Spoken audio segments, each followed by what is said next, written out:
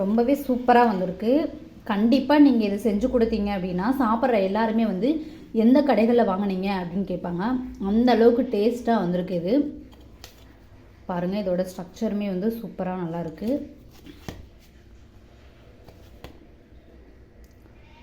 Welcome to MS cooking 69 channel. இன்றைக்கி கோதுமை மாவு வச்சு ரொம்பவே டிஃப்ரெண்ட்டான ரொம்ப காரசாரமான ஒரு டிஷ்ஷு தான் ரெடி பண்ணுறோம். இது வந்து நம்ம பிரேக்ஃபாஸ்ட்டாகவும் சாப்பிட்லாம், ஸ்நாக்ஸாகவும் சாப்பிட்லாம். நல்லாயிருக்கும், எல்லாத்துக்கும் பிடிக்கக்கூடிய ஒரு டிஷ்ஷாகவும் இருக்கும்.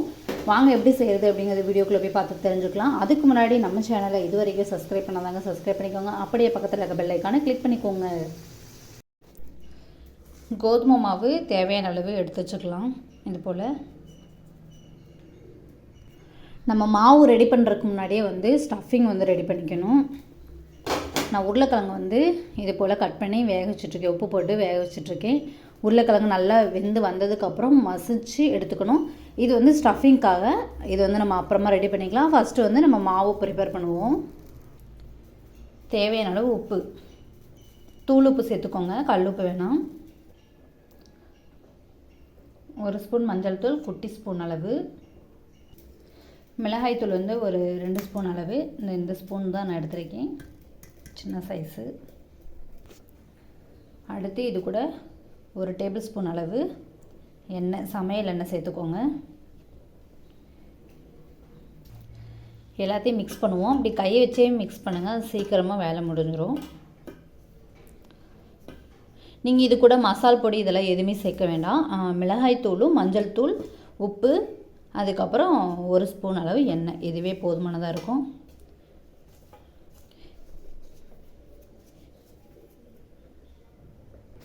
இப்போ இது கூட கொஞ்சம் கொஞ்சமாக தண்ணி சேர்த்து மிக்ஸ் பண்ணிக்கலாம். ஒரே தான் சேர்க்க வேண்டாம், இது போல் பிரித்து பிரித்து சேர்த்துக்கோங்க. நல்லா பிசைஞ்சாச்சு. இருந்தாலும் இன்னும் வந்து இதை நல்லா பிசைஞ்சு கொடுக்கணும். நம்ம சப்பாத்தி மாவு எப்படி நல்லா அடித்து பிணைவோம் அது போல் இதை நல்லா பிசைஞ்சு, இப்போ இந்த அளவு சைஸ் இருக்கா அப்போ பாருங்கள். பிசைஞ்சதுக்கப்புறம் காட்டுறேன். இன்னும் சைஸ் வந்து சின்னதாயிரும். அந்தளவுக்கு நல்லா வலுவலுன்னு பிசைஞ்சு எடுத்துக்கணும். தண்ணி பதம் வந்து இதுவே போதும். மாவு ரெடி ஆகிடுச்சு பாருங்கள். பெரிய உருண்டையாக இருந்துச்சு, நல்லா பிசைவும். சின்ன உருண்டை ஆயிடுச்சு. இப்போ இந்த அளவுக்கு இருக்கட்டும். இதை வந்து மூடி போட்டு மூடி வச்சுருவோம். 10 நிமிஷத்துக்கிட்ட நல்லா ஊறட்டும். அந்த 10 நிமிஷம் கேப்பில் நம்ம ஸ்டஃபிங் ஃபுல்லாக ரெடி பண்ணிடலாம். உருளைக்கிழங்கு வெந்துருச்சு. இப்போது இந்த தண்ணியை வடிகட்டிட்டு உருளைக்கிழங்கோட தோலெல்லாம் உரித்து மசிச்சு எடுத்துகிட்டு வந்துடலாம்.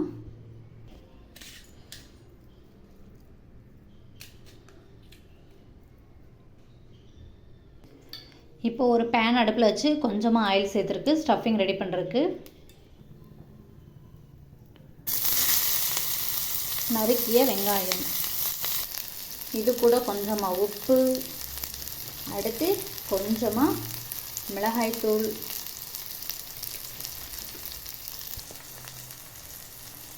லைட்டாக மஞ்சள் தூள், நல்லா மிக்ஸ் பண்ணி வதக்கிக்கலாம்.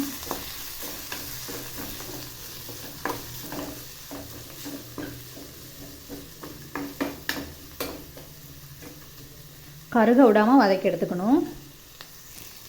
இது கூட கருவேப்பிலை, இது மாதிரி காஞ்ச கருவேப்பிலை எடுத்து இப்படி லைட்டாக கசக்கி விட்டு இப்படி சேர்த்துக்கோங்க.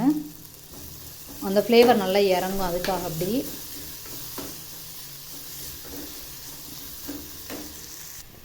அடுத்தது கொஞ்சமாக மல்லி இலைகள்,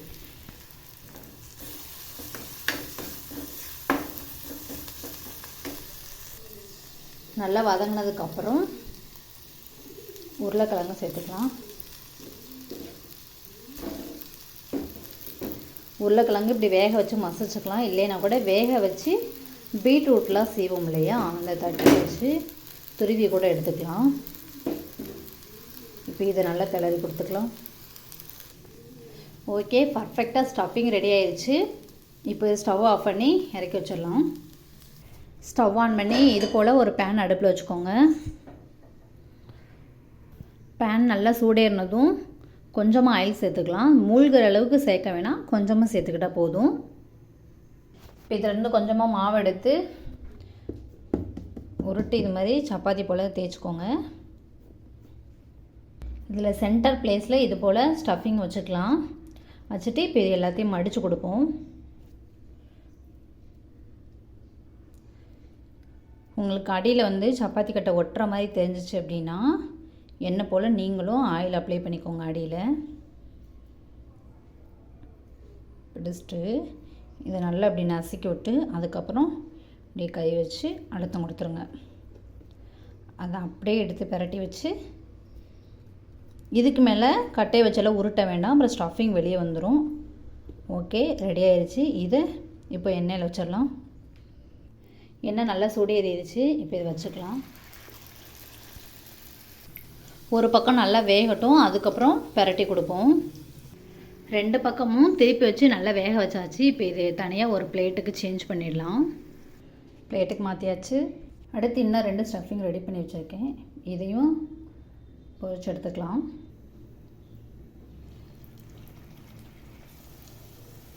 ரொம்ப சிம்பிளாக நம்ம வீட்டில் இருக்கக்கூடிய பொருள்களை மட்டுமே வச்சு செய்யக்கூடிய ஒரு சூப்பரான டிஃப்ரெண்ட்டான டிஷ்ஷு. நீங்களும் இதை ட்ரை பண்ணி பாருங்கள், கண்டிப்பாக சூப்பராக வரும். செஞ்சு பார்த்துட்டு எப்படி வந்துச்சு அப்படிங்கிறத வீடியோ கீழே கமெண்ட் பாக்ஸில் சொல்லுங்கள்.